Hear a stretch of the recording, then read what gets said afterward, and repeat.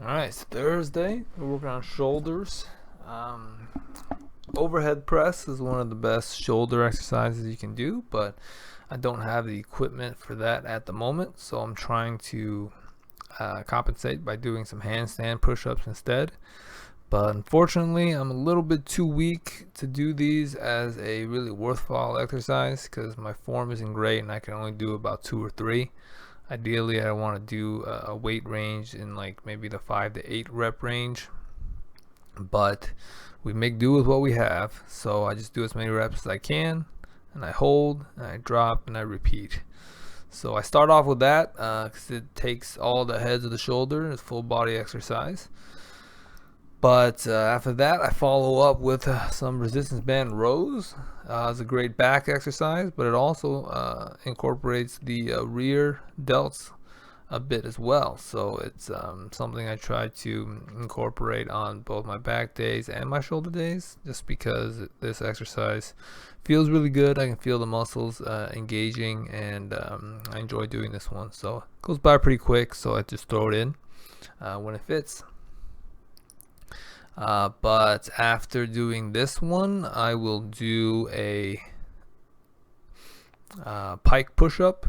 So here we're just kind of leaning forward, and I'm using the stools to elevate my arms to get a little bit better range of movement.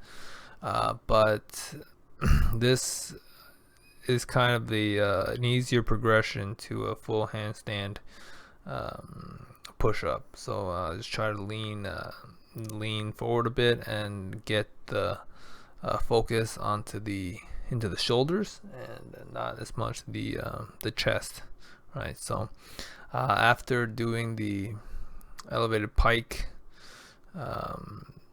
push-ups, I just go right into a face pull. So the first exercise favors the front and mid delts a little bit, and this one is going to favor the rear delts.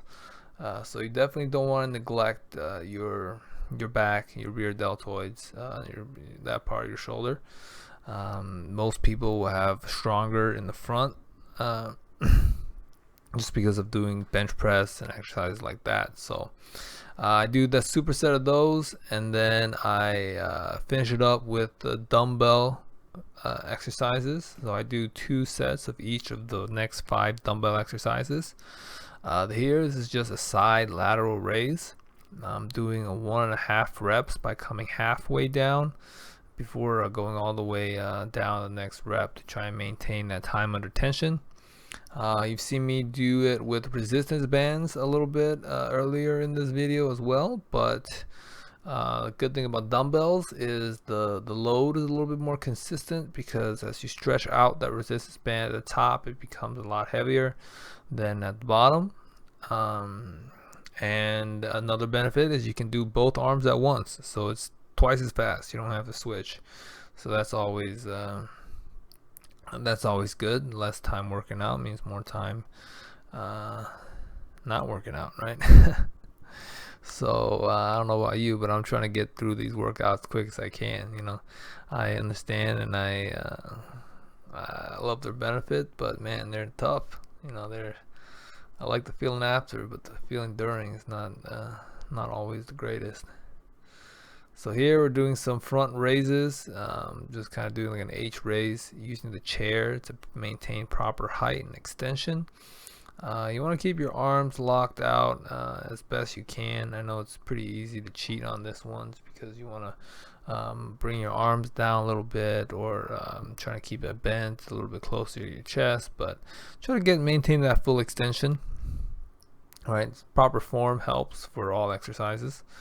This one's pretty tough. I'm going for a minute each on these exercises, 45 seconds to a minute, and it gets tough at the end. If you need to, just shake it out, like brief break, maybe like 5 seconds, 5-10 seconds at the most, and go right back up and do as many reps as you can.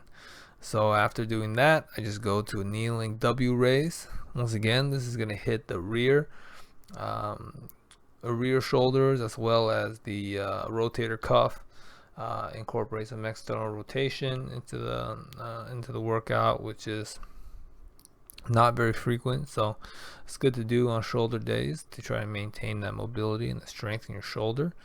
um, but after that I will go ahead and start with the another version of the W raise. It's just a seated version, but like I said, if you want to take a break during one of the exercises, go quick and go back up. But here we're gonna do the seated version. It's just kind of a little bit of a hammer curl into a W raise to get that back workout a little bit more. Like I said, I'm always trying to favor that on shoulder days because it doesn't get as much attention.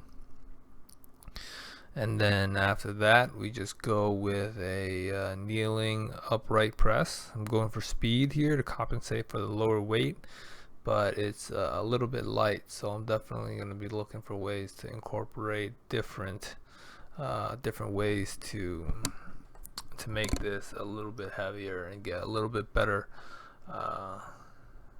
workout, a little bit more resistance on this exercise.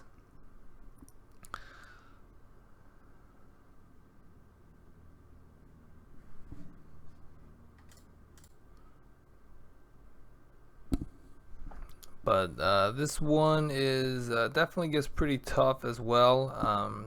By the time I'm getting towards the end of the 45-second minute range, I'm pretty tired, pretty fatigued. So it's a good endurance builder, but I'm looking to build growth and a little bit more size. So look to me adding a little bit more weight to this exercise in the future. But you see me shaking it out and then just going right up to do more of that exercise. But we're gonna finish it up for the shoulders there, and then we're gonna go into our ab exercises and wrap up our exercise for the day. So once again, goes by pretty quick. Shoulder day does. So we're going to do our ab workout, get that completed, do the ab contractions, make sure to keep our legs straight to keep the abs properly engaged. And then we go to the side ab raise using the 50-pound bag of rice for resistance. Make sure to try and crunch and maintain that form at the top. And then obviously do both sides for this exercise for symmetry.